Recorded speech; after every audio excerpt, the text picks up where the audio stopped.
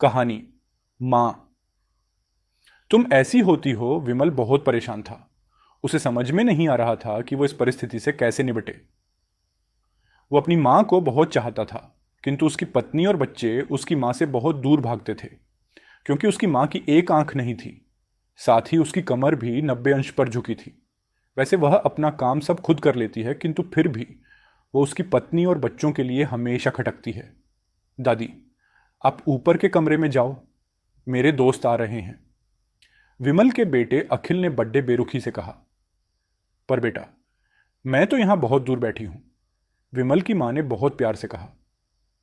नहीं, आप उनके सामने मत रहो, वो मुझे चिढ़ाते हैं, अखिल ने जोर से डांटते हुए कहा। क्या हुआ अखिल, क्यों चिल्ला रहे हो? विमल की पत्नी कामनी ने किचन से ही आवाज लगाई। देखो ना मां, ये दादी यहीं ड्राइंग रूम में बैठी हैं और मेरे दोस्त आ रहे हैं, अखिल ने शिकायत भरे लहजे में कहा। मां जी, आप ऊपर चली जाओ, क्यों हम लोगों को लजवाती हो? कामनी ने बेटे का पक्ष लेते हुए कहा। बेचारी सरस्वती चुपचाप उठकर जीने के सहारे ऊपर जाने लगी। कमर झुकी होने के कारण उन्हें ऊपर चढ़ने में बहुत परेशानी हो रही थी, किंतु वो पूरी ताकत से ऊपर के एक अकेले कोने वाले कमरे में जाकर बैठ गईं। विमल बाजू के कमरे से सब सुन रहा था। उसे कष्ट हो रहा था कि उसकी मां को अपमानित होना पर डीडीडी एच रहा है, किंतु वो असहाय था। अगर वो कुछ कहता है तो पत्नी और बच्चे उसका विरोध करने लगते हैं। दूसरे उनके तर्क भी सही लगते हैं।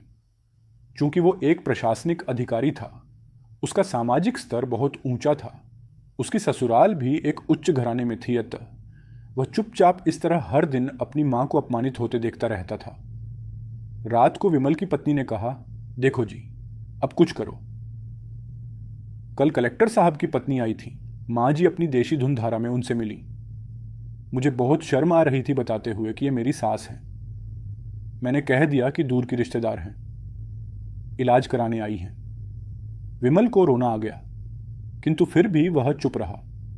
उसे समझ में नहीं आ रहा था कि वो क्या करे। अपने बेटे की मनस्थिति को सरस्वती अच्छी तरह से जानती थी और बेटे को कोई कष्ट न हो, इसलिए वो हर बात को चुपचाप सह लेती थी। विमल बहुत उदास रहने लगा। एक तरफ परिवार और सामाजिक स्तर पर जीने की प्रतिबद्धता थी, तो दूसरी ओर मां। आखिर मां से अपने बेटे की यह हालत नहीं देखी गई।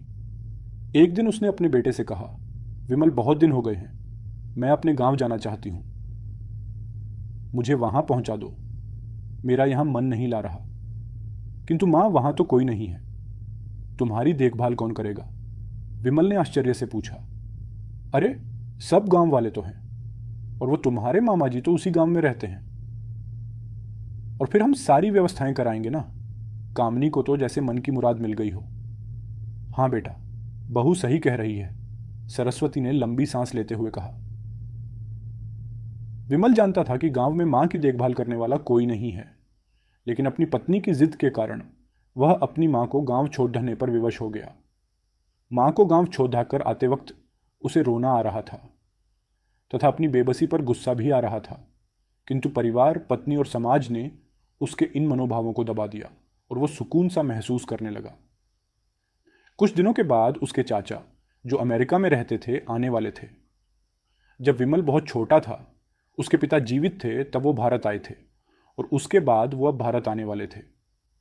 पूरा परिवार और आस पड़ोस बहुत उत्साहित था। अमेरिका से विमल के चाचा आ रहे थे। डॉक्टर रमेश ने जैसे ही घर में कदम रखा, सबने मिलकर बहुत उत्साह से उनका स्वागत किया। क्यों विमल भाभी नहीं दिख रही, कहाँ हैं? डॉक्टर रमेश ने उत्सुकतापूर्वक पूछा। जी, वो गांव में रहती हैं, यहां उनका मन नहीं लगा, कामनी ने सपाट लहजे में उत्तर दिया। डॉ रमेश ने विमल की ओर देखा तो विमल ने अपनी आंखें झुका ली। डॉ रमेश सब समझ गए, बोले, कल हम भाभी से मिलने गांव चलेंगे सब लोग। दूसरे दिन सभी लोग गांव के घर में पहुंचे। देखा कि सरस्वती को बहुत तेज बुखार है और वो पलंग पर असहाय पड़ी है।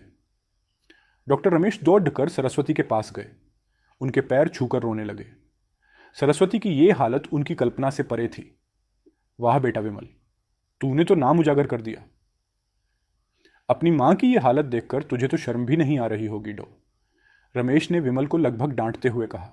नहीं देवर जी, विमल का कोई दोष नहीं है, मैं खुद गांव आई थी, सरस्वती ने अपने बेटे का बचाव किया। मुझे सब पता चल गया भाभी, आप चुप रहो। क्यों बहू, तुम्हें अपनी सास की कुरूपता पसंद नहीं है? समाज में तुम्हें नीचा देखना पड्डेडियजता है ना? डॉक्टर रमेश ने कामिनी की ओर व्यंग्य से देखा। कामिनी निरुत्तर होकर विमल को देखने लगी। आज तुम जिस सामाजिक स्तर पर हो वो इन्हीं के संघर्षों की देन है। और बेटा विमल, तुम्हें शायद मालूम ना हो कि बचपन में जब तुम 1 साल के थे तब छत से नीचे गिरने के कारण तुम्हारी एक आंख फूट गई थी और तुम्हारी रीढ़ की हड्डी में भी समस्या थी। तब तुम्हारी इस क्रूप माँ ने अपनी एक आंख और अपना बोन मेरो तुम्हें देकर इतना सुंदर स्वरूप दिया था।